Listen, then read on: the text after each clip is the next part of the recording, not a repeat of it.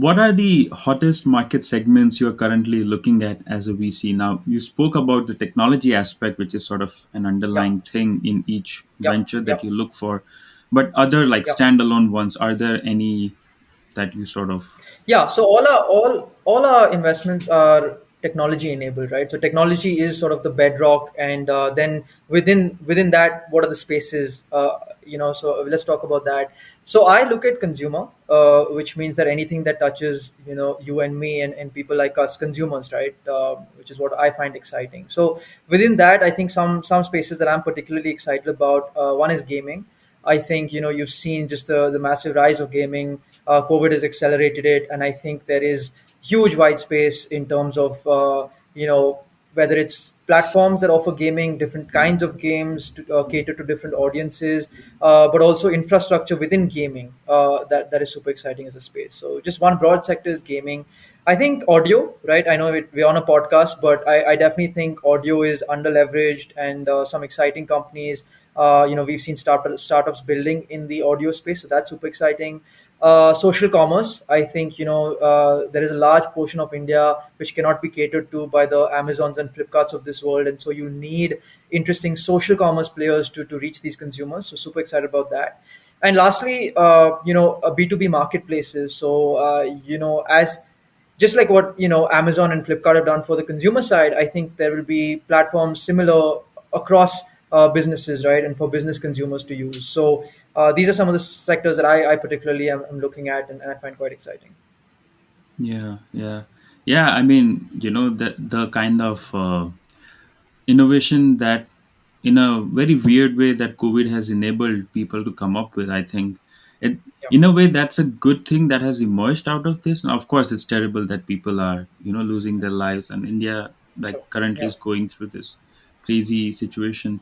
But yeah, I think it has yeah, also compelled a lot of players to sort of look at things in a different manner, and uh, that has been this sort of like new lease of life on a lot of ventures that were otherwise faltering, right?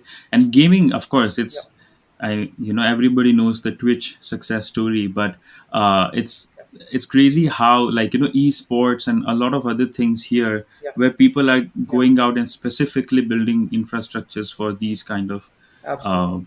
Yeah. ventures to grow. So yeah, I think gaming certainly has, you know taken that turn that nobody saw coming, but just sort of exploded in the last 5 years. Right. Yeah, Okay.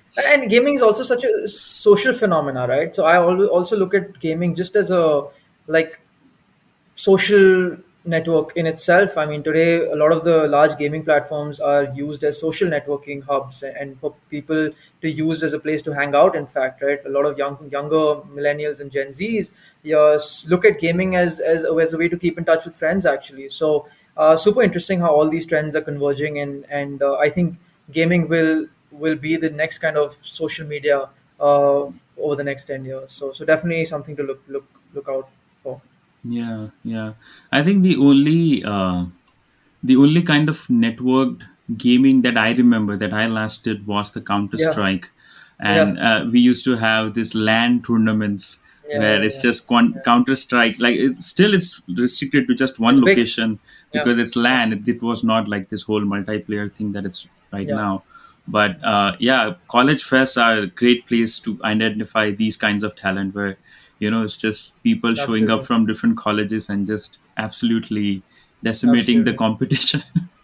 So you see the early Yeah, it's signs good of, fun. like, okay, this guy is going to become a legendary game player. And I think uh, this is something that I was quite fascinated when I was in Japan, that there's a whole subsection of gaming where it's just gaming testers, like individual gamers who'll just Hmm. test the beta versions of the game and say that, okay, the gameplay is too slow, maybe you could Yeah, improve here, or maybe the levels do not yeah, progress properly. So they just give these nuances to the game developers, and yeah, I didn't think that was a real job, but it's a booming, thriving industry now where people yeah. take these suggestions very seriously. uh, so yeah, it's somebody told me, I think there's a game called Final Fantasy where to uh, to advance to a next level, you have to go through a boss level, and that actually takes 72 real life hours. Like you have to Wow. sit through Wow. like 72 hours, not in one stretch, but you can save Right. the progress, go back at it, and then continue from there. So Right. it's just Yeah. No, very, it's very interesting, and exciting. I think India is in an interesting place as well, right? You've got you know close to 350 million smartphone users, will grow massively, right? One of the cheapest data costs in the world, right? One of the highest number of gigabytes used per month, right? So much consumption of media, UPI and everything in place now. People willing to spend micropayments, so everything is sort of coming together. And gaming, it just makes a lot of sense. Lots of things need to be figured out, but I think there's a lot of good that will come in the gaming space over the next 10-15 years in this country at least. So, yeah. Yeah, yeah, for sure.